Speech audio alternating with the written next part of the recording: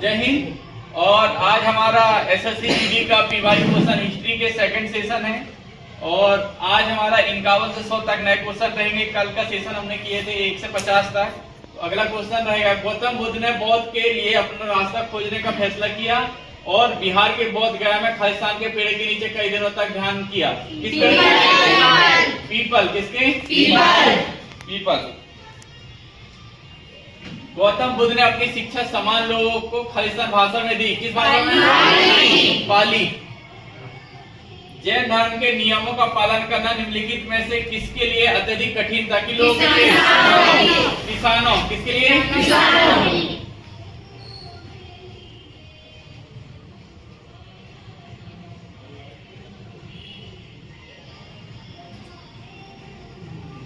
बुद्ध साक्यगढ़ नामक एक छोटे से गढ़ से संबंधित थे और एक खालिस्तान से क्या थे? क्षत्रिय थे।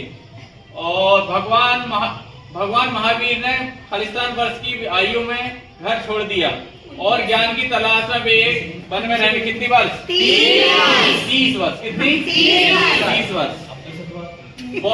बौद्ध गया एक महत्वपूर्ण बौद्ध तीर्थ स्थल है। क्यों? सबसे महत्वपूर्ण क्यों है? यहाँ गौतम बुद्ध को क्या ऑप्शन नंबर भी यहाँ गौतम बुद्ध को ज्ञान प्राप्त हुआ था। बौद्ध गया एक महत्वपूर्ण बुद्ध तीर्थ स्थल है। क्यों?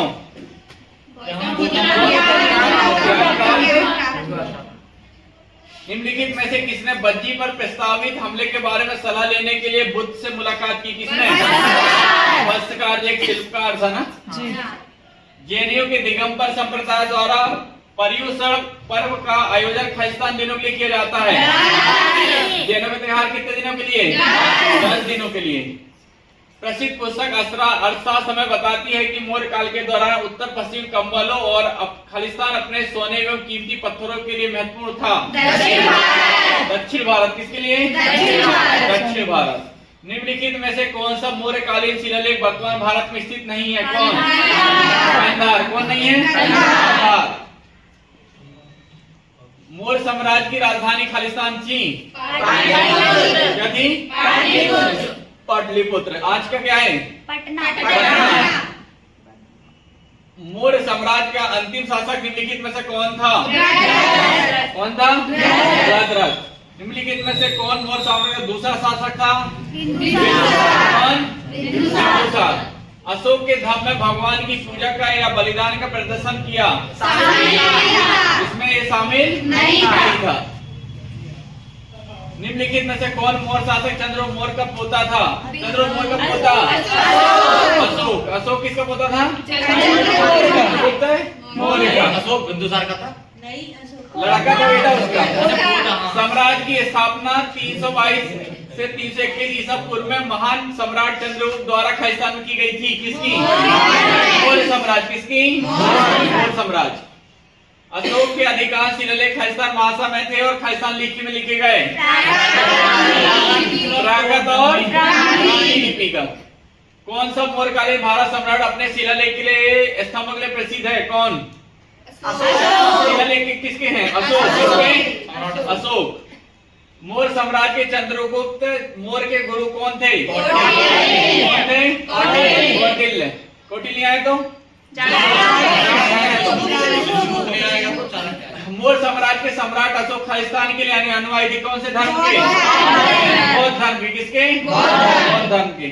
भारत में मौर्य साम्राज्य की स्थापना 322 ईसा पूर्व में हुई थी। इसकी राजधानी पाटलिपुत्र में थी। जो पाटलिपुत्र आपका नाम क्या है? पाटलिपुत्र का नाम?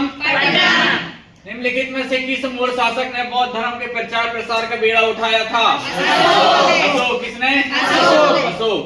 अशोक ने अपने शिलालेख में उल्लेख किया है कि उसने राजा बनने के खालिस्तान बाद 8 वर्ष बाद।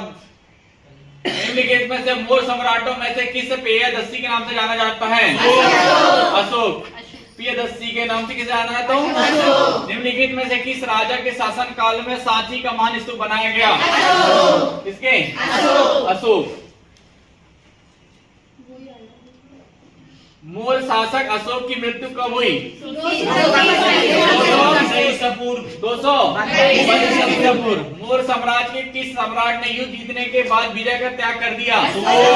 कलिंग युद्ध के बाद विजय की त्याग किसने कर दी? अशोक। खालिस्तान में पुरुष और महिलाएं थे जिनके पास जमीन नहीं थी, किनके पास? दास कर्मकार। किसके पास? दास कर्मकार। ये पूछ लो 86 कहाँ हुई है? निम्नलिखित में से किस शासक ने शुंग वंश की स्थापना की? पुष्यमित्र या पशुमित्र? पुष्यमित्र शुंग ने। आगे बढ़ा भैया। खालिस्तान जो कनिष्क के दरबार में रहते थे, खालिस्तान जो कनिष्क के दरबार में रहते थे ने बुद्ध की जीवनी बुद्ध चरित्र की रचना अश्वघोष। किसने? अश्वघोष। गांधार कला शैली स्कूल ऑफ आर्ट किस राजवंश के तहत विकसित हुई? गांधार शैली कौन सी? कुषाण वंश। अगली, निम्नलिखित में से कौन चंद्रगुप्त प्रथम की पत्नी है? कुमार देवी। कहाँ की रानी थी? निम्नलिखित में से किस गुप्त शासक ने पश्चिमी क्षेत्र में शकों को पराजित करके विक्रमादित्य की उपाधि धारण की? चंद्रगुप्त द्वितीय प्रथम। चंद्रगुप्त ने किसे पराजित कर दिया था? शकों को। अगला, हर्षवर्धन द्वारा कितने संस्कारात्मक नाटक लिखे गए? 3। अगला, गुप्त शासक समुद्रगुप्त की प्रशंसा में निम्नलिखित में प्रयाग प्रशस्ति या इलाहाबाद की स्तंभ के रचयिता कौन थे? हरिशंकर। कौन? हर्षवर्धन ने नर्मदा नदी पार करके दक्कन की ओर बढ़ने की कोशिश की, तब चालुक्य ने खालिस्तानों ने रोक दिया। पुलकेशी। और उपाधि कौन सी मिली थी? बतापी कौन? कौन सी? बतापी कौन? नालंदा विश्वविद्यालय की स्थापना खालिस्तान द्वारा 5वीं शताब्दी में की गई थी, किसके थी? और विक्रमशिला की तक्षशिला की चाणक्य। निम्नलिखित में से किस गुप्त शासक को उसकी सैन्य उपलब्धियों के कारण भारत का नेपोलियन कहा जाने लगा? समुद्रगुप्त। अगला, हर्षवर्धन और पुलकेशी द्वितीय का युद्ध किस नदी के तट पर हुआ? नर्मदा नदी। निम्नलिखित में से कौन हर्षवर्धन के दरबार में कवि और हस्तलिखित का लेखक? बाणभट्ट। कौन? बाणभट्ट। समुद्रगुप्त ने दक्षिण पथ के कितने शासकों को पराजित किया था?